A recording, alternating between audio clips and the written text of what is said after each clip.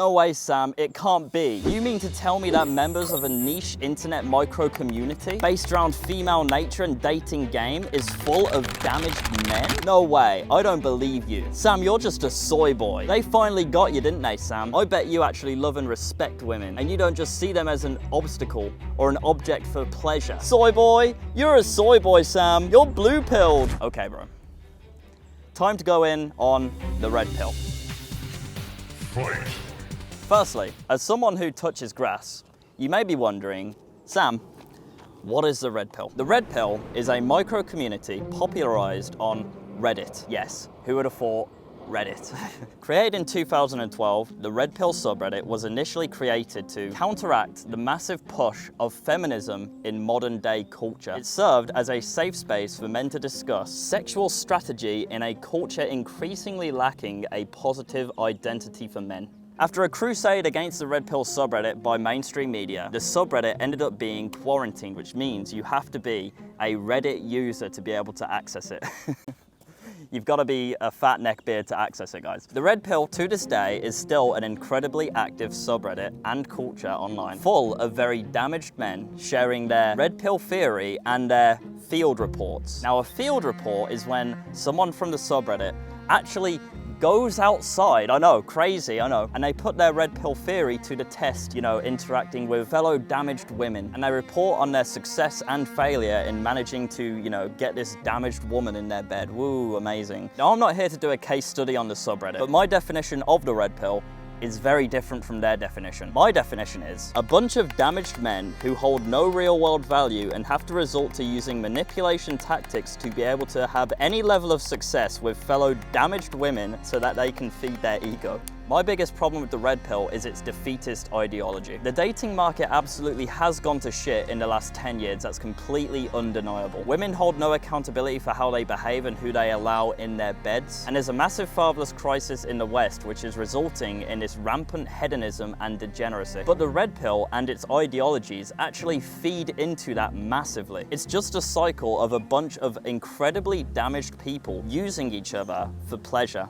Momentary pleasure. Women in the dating market will always have the upper hand, because if you ask any man at any point, would you like to have sex with that woman over there? You know, she's a 5 out of 10 or whatever. 9 times out of 10, it's going to be yes, because men are innately horny. We are horny as hell. However, the same question asked to a woman, and she's 9 times out of 10 going to say no, because women are innately less horny. So women have the upper hand when it comes to dating because we want sex more. And what the red pill does is it tries to switch that narrative by using shady and manipulative tactics. All it ends up doing, though, is actually just perpetuating the problems in the dating market. Damaged men and women having casual sex, having unfulfilling and fake relationships which are fueled by ego, and the constant need for pleasure. The thing is, I truly believe that every single problem in the modern world starts with young men. And you might be thinking, but Sam, the problem is with the women, they can't stop going to the clubs and they won't make me a sandwich.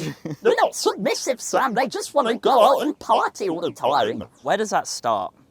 Does it not start with the father figure, the lack of a father figure? Is that not the starting point? It is, that's the starting point. So the problem always goes back to men. The red pill is not a solution. It is a method for men to win in the current dating market. But the current dating market doesn't net positive results. It leads to a lack of fulfillment, empty relationships, and horrible behavior. So Sam, what is the solution? The thing is, the red pill is a cowardly route because I think a lot of you already know the real solution, but you're not quite ready to take that level of accountability in your lives. A lot of these dudes who preach high value man shit, they always say like, you know, you have to take accountability over your entire life and all this stuff. But for some reason, when it comes to how they navigate women, it's just a gray area for them. They don't ever take accountability for what they do and what they contribute to. They can't say no to the momentary pleasure and the ego fulfillment that you get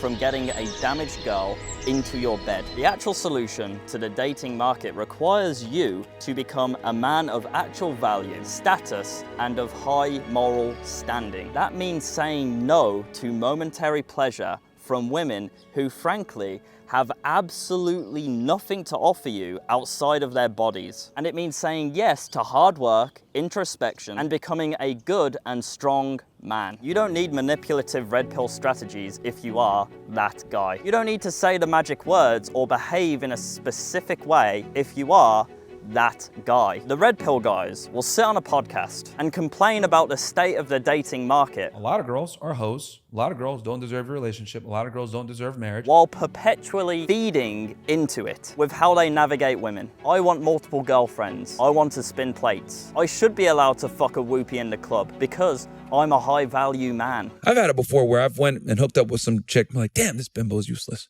And I want to be with my main girl even more. Having multiple wives satisfy me and then be able to have more children.